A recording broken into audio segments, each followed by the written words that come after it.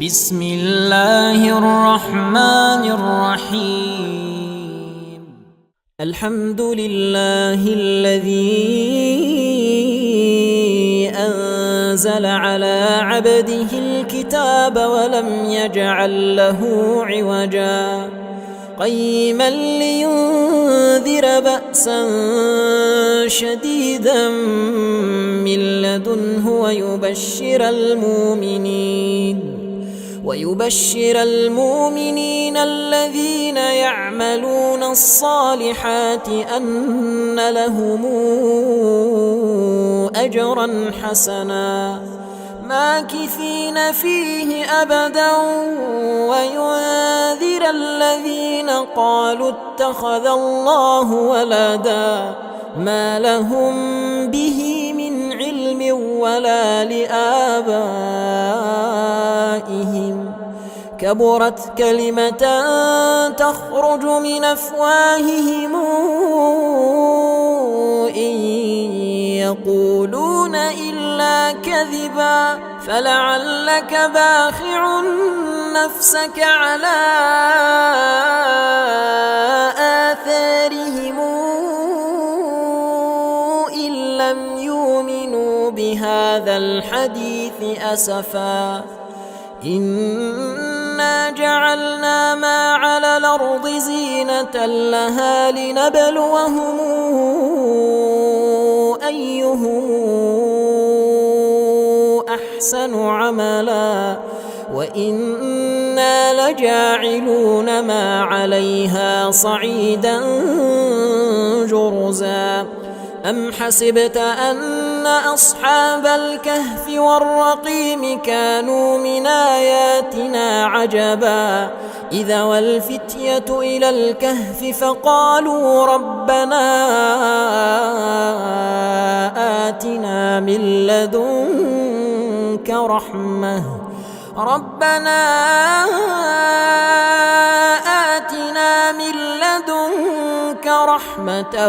وهيئ لنا من أمرنا رشدا فضربنا على آذانهم في الكهف سنين عددا ثم بعثناهم لنعلم أي الحزبين أحصى لما لبثوا أمدا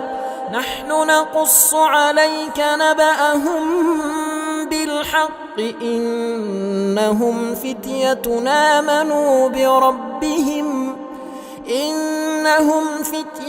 آمنوا بربهم وزدناهم هدى وربطنا على قلوبهم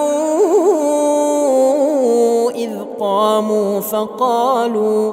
فقالوا ربنا رب السماوات والأرض لن ندعو من دونه إلها لقد قلنا إذا شططا هؤلاء قوم اتخذوا من دونه آلهة لولا ياتون عليهم بسلطان بين فمن أظلم ممن افترى على الله كذبا وإذ اعتزلتموهم وما يعبدون إلا الله فأووا إلى الكهف ينشر لكم ربكم من رحمته ويهيئ لكم من أمركم مرفقا وترى الشمس إذا طلعت تزاور عن كهفهم ذات اليمين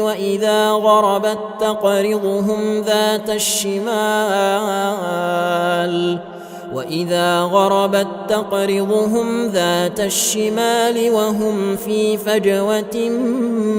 منه ذلك من آيات الله من يهد الله فهو المهتد ومن يضلل فلن تجد له وليا مرشدا وتحسبهم أيقاظا وهم رقود ونقلبهم ذات اليمين وذات الشمال وكلبهم باسط ذراعيه بالوصيد لو اطلعت عليهم لوليت منهم فرارا ولملئت منهم رعبا وكذلك بعثناهم ليتساءلوا بينهم قال قائل منهم كم لبثتم قالوا لبثنا يوما أو بعض يوم قالوا ربكم أعلم بما لبثتم فابعثوا أحدكم بورقكم هذه إلى المدينة فلينظر أيها أزكى طعاما فلياتكم برزق منه وليتلطف ولا يشعرن بكم أحدا إنهم إن يظهروا عليكم يرجموكم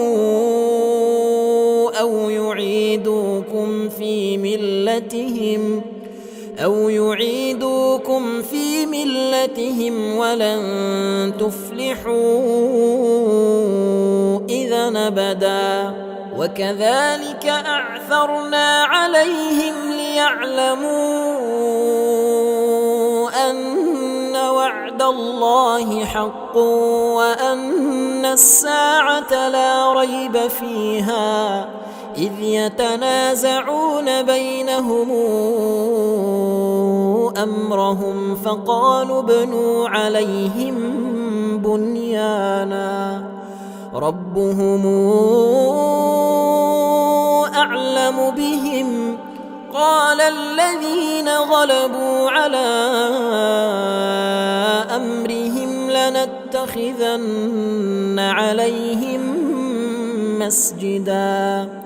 سيقولون ثلاثة رابعهم كلبهم ويقولون خمسة سادسهم كلبهم رجما بالغيب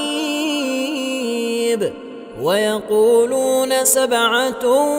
وثامنهم كلبهم قل ربي أعلم بعدتهم ما يعلمهم إلا قليل فلا تمار فيهم إلا مراء ظاهرا ولا تستفت فيهم منهم أحدا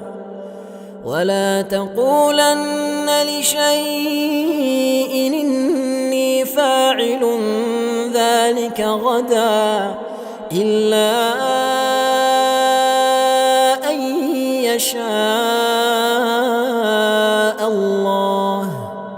واذكر ربك إذا نسيت وقل عسى أن يهديني ربي لأقرب من هذا رشدا ولبثوا في كهفهم 300 سنين وازدادوا 9 قل الله أعلم بما لبثوا له غيب السماوات والأرض أبصر به وأسمع ما لهم من دونه من ولي ولا يشرك في حكمه أحدا واتل ما أوحي إليك من كتاب ربك لا مبدل لكلماته ولن تجد من دونه ملتحدا واصبر نفسك مع الذين يدعون ربهم بالغداة والعشي يريدون وجهه ولا تعد عيناك عنهم تريد زينة الحياة الدنيا ولا تطع من اغفلنا قلبه عن ذكرنا واتبع هواه وكان أمره فرطا وقل الحق من ربكم فمن شاء فليؤمن ومن شاء فليكفر إنا أعتدنا للظالمين نارا حاط بهم سرادقها وإن يستغيثوا يغاثوا بماء كالمهل يشوي الوجوه بئس الشراب وساءت مرتفقا إن الذين آمنوا وعملوا الصالحات إنا لا نضيع أجر من أحسن عملا أولئك لهم جنات عدن تجري من تحتهم الأنهار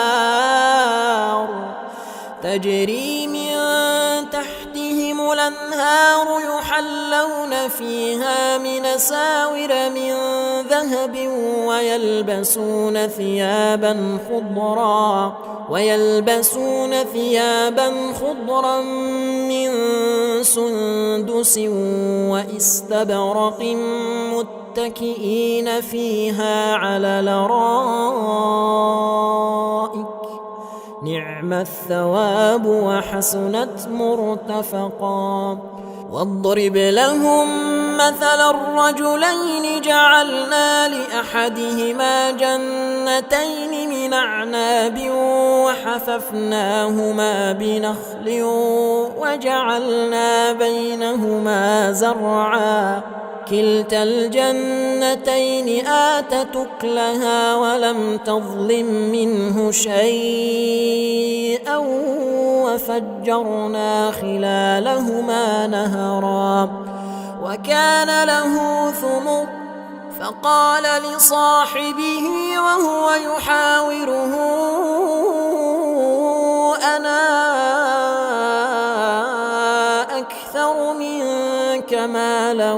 وأعز نفرا ودخل جنته وهو ظالم لنفسه قال ما أظن أن تبيد هذه أبدا وما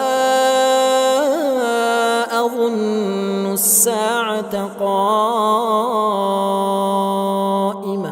ولئن رددت إلى ربي لاجدن خيرا منهما منقلبا قال له صاحبه وهو يحاوره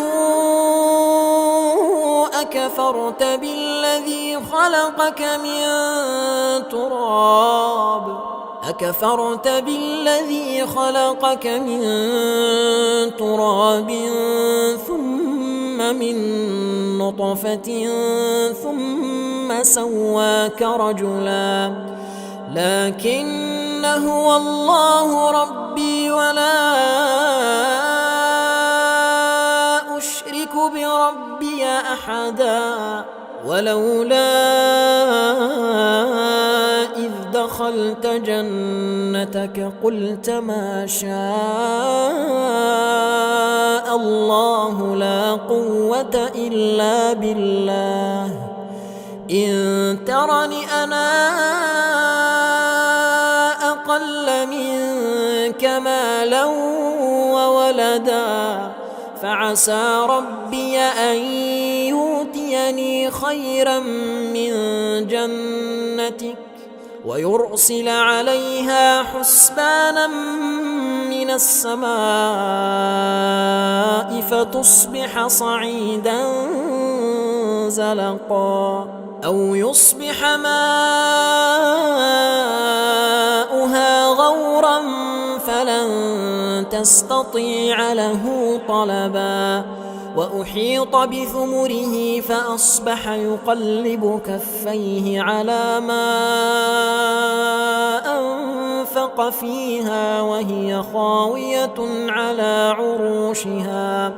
ويقول يا ليتني لمشرك بربي أحدا ولم تكن له فئة ينصرونه من دون الله وما كان منتصرا هنالك الولاية لله الحق هو خير ثوابا وخير عقبا واضرب لهم مثل الحياة الدنيا كماء أنزلناه من السماء فاختلط به نبات الأرض فأصبح هشيما تذروه الرياح وكان الله على كل شيء مقتدرا المال والبنون زينة الحياة الدنيا والباقيات الصالحات خير عند ربك ثوابا وخير نملا ويوم نسير الجبال وترى الأرض بارزة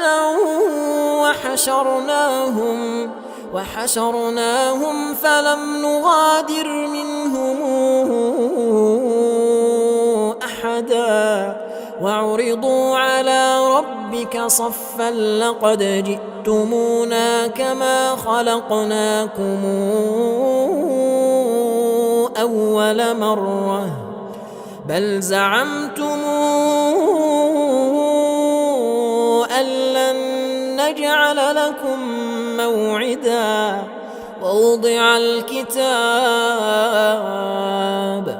ووضع الكتاب فترى المجرمين مشفقين مما فيه ويقولون يا ويلتنا ما لهذا الكتاب لا يغادر صغيرة ولا كبيرة إلا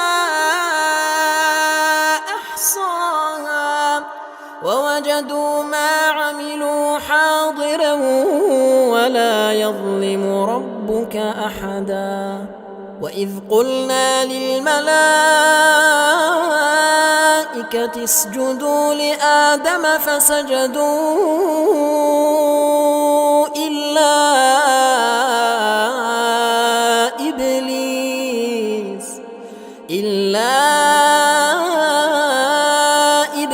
إبليس كان من الجن ففسق عن أمر ربه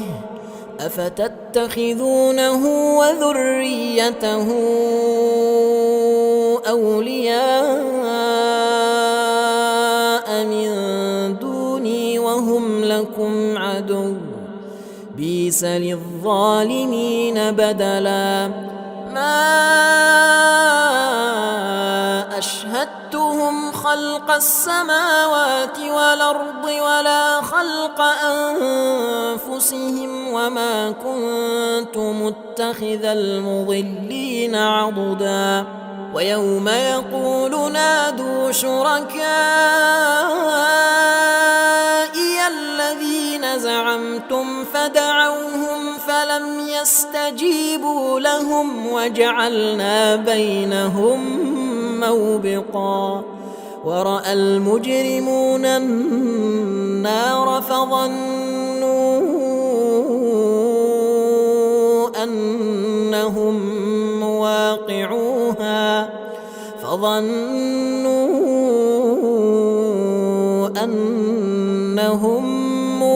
فأطيعوها ولم يجدوا عنها مصرفا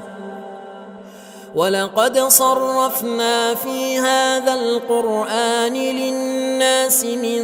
كل مثل وكان الإنسان أكثر شيء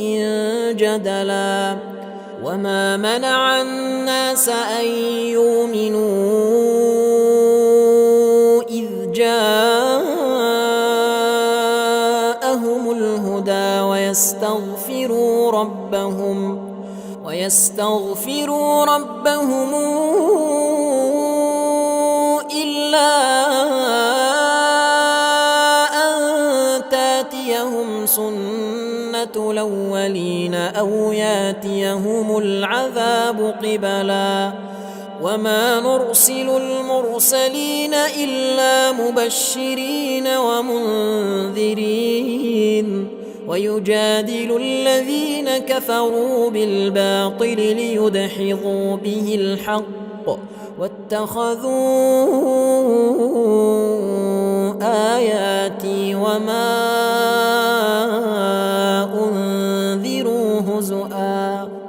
ومن أظلم ممن ذكر بآيات ربه فأعرض عنها ونسي ما قدمت يداه إنا جعلنا على قلوبهم أكنة أن يفقهوه وفي آذانهم وقرا وإن تدعهم إلى الهدى فلن يهتدوا إذا أبدا وربك الغفور ذو الرحمة لو يواخذهم بما كسبوا لعجل لهم العذاب بل لهم موعد لن يجدوا من دونه موئلا وتلك القرى أهلكناهم لما ظلموا وجعلنا لمهلكهم موعدا وإذ قال موسى لفتاه لا أبرح حتى أبلغ مجمع البحرين أو أمضي حقبا فلما بلغا مجمع بينهما نسيا حوتهما فاتخذ سبيله في البحر سربا فلما جاوزا قال لفتاه آتنا غداءنا لقد لقينا من سفرنا هذا نصبا قال أرأيت إذا وينا إلى الصخرة فإني نسيت الحوت وما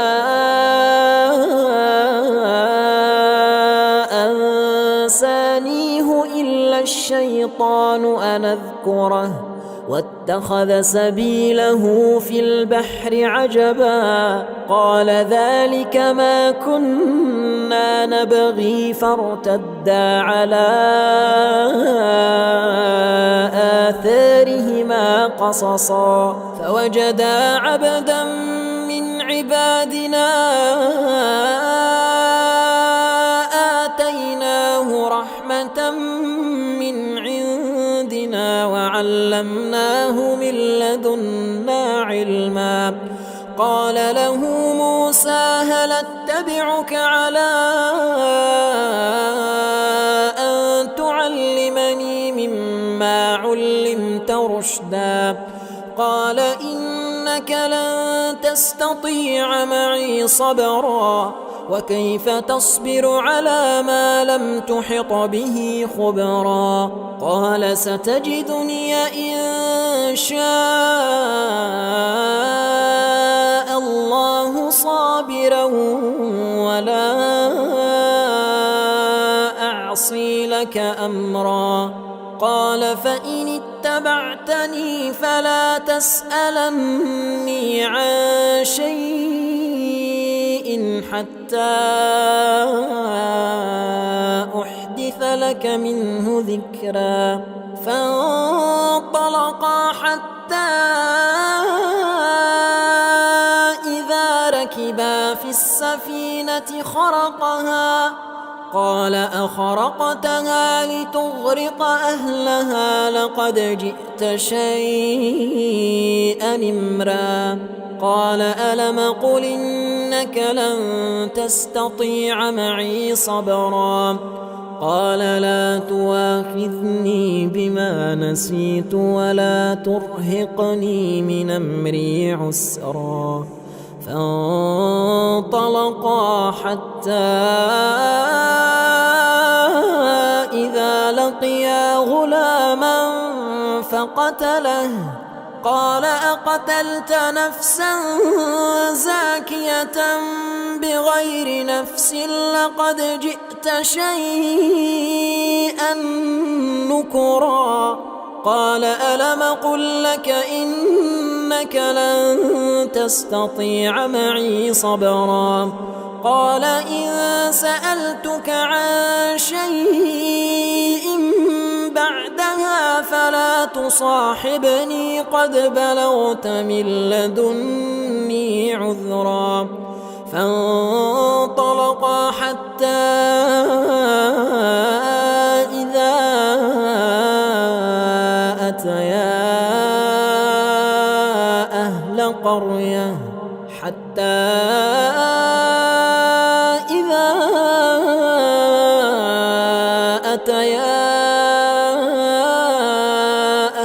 قرية استطعما أهلها فأبوا يضيفوهما فوجدا فيها جدارا يريد أن ينقض فأقامه قال لو شئت لاتخذت عليه أجرا قال هذا فراق بيني وبينك سأنبئك بتاويل ما لم تستطع عليه صبرا أما السفينة فكانت لمساكين يعملون في البحر فأردت أن أعيبها وكان وراءهم ملك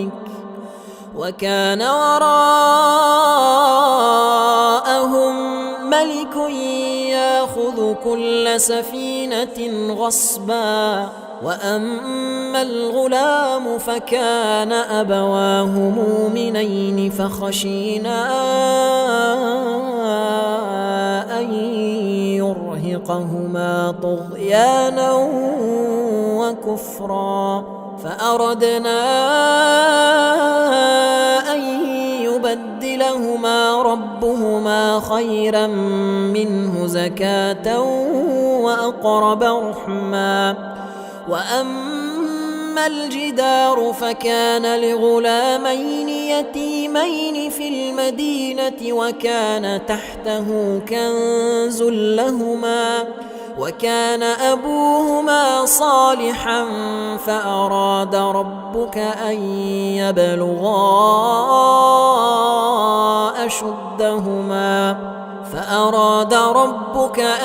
يبلغا أشدهما ويستخرجا كنزهما رحمة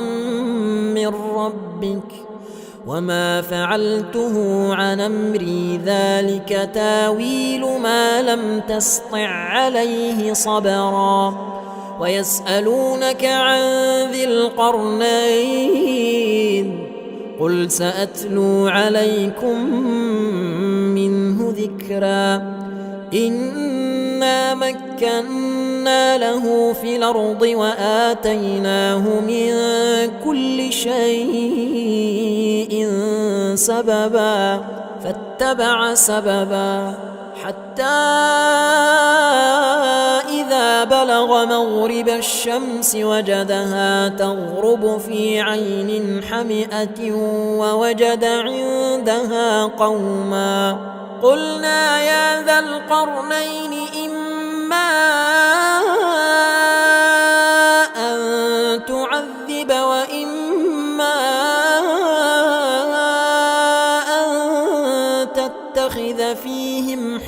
الحسنى. قال أما من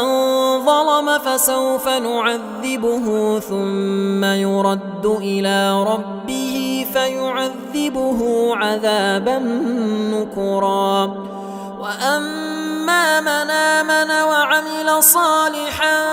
فله جزاء الحسنى وسنقول له من أمرنا يسرا. ثم اتبع سببا حتى إذا بلغ مطلع الشمس وجدها تطلع على قوم لم نجعل لهم من دونها سترا. كذلك وقد أحطنا بما لديه خبرا. ثم اتبع سببا حتى إذا بلغ بين السدين وجد من دونهما قوما لا يكادون يفقهون قولا. قالوا يا ذا القرنين إن ياجوج وماجوج مفسدون في الأرض فهل نجعل لك خرجا على أن تجعل بيننا وبينهم سدا. قال ما مكني فيه ربي خير فأعينوني بقوة نجعل بينكم وبينهم ردما. آتوني زبر الحديد حتى إذا ساوى بين الصدفين قال انفخوا حتى إذا جعله نارا قال آتوني أفرغ عليه قطرا. فما استطاعوا أن يظهروه وما استطاعوا له نقبا. قال هذا رحمة من ربي فإذا جاء وعد ربي جعله دكا وكان وعد ربي حقا. وتركنا بعضهم يومئذ يموج في بعض ونفخ في الصور فجمعناهم جمعا. وعرضنا جهنم يومئذ للكافرين عرضا. الذين كانت أعينهم في غطاء عن ذكري وكانوا لا يستطيعون سمعا. أفحسب الذين كفروا أن يتخذوا عبادي من دوني أولياء إنا أعتدنا جهنم للكافرين نزلا. قل هل ننبئكم بالأخسرين أعمالا الذين ضل سعيهم في الحياة الدنيا وهم يحسبون أنهم يحسنون صنعا. أولئك الذين كفروا بآيات ربهم ولقائه فحبطت أعمالهم فلا نقيم لهم يوم القيامة وزنا. ذلك جزاؤهم جهنم بما كفروا واتخذوا آياتي ورسلي هزؤا. إن الذين آمنوا وعملوا الصالحات كانت لهم جنات الفردوس نزلا خالدين فيها لا يبغون عنها حولا. قل لو كان البحر مدادا لكلمات ربي لنفد البحر قبل أن تنفد كلمات ربي ولو جئنا بمثله مددا قل إنما أنا بشر مثلكم يوحى إلي أنما إلهكم إله واحد فمن كان يرجو لقاء ربه فليعمل عملا صالحا ولا يشرك بعبادة ربه أحدا.